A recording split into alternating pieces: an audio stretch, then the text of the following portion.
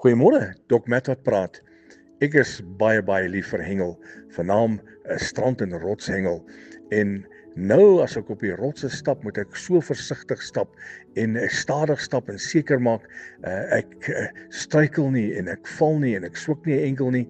En selfs as ek my lyne in die water moet insit, dan kry ek nie meer altyd die distansie wat ek altyd gekry het nie.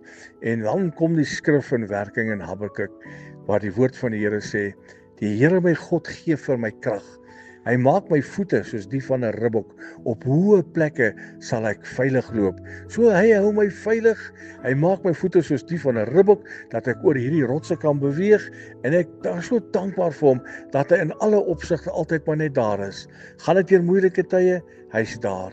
Gaan ek deur tye wat ek beskerming nodig het? Hy's daar. Hy maak my voete soos die van 'n ribbok en ek kan veilig loop waar ook al ek loop. En ter uiteraard gee hy vir my krag. Die Here my God gee my die krag en hy maak my voete soos die van 'n ribbok. Herlewingsgroete.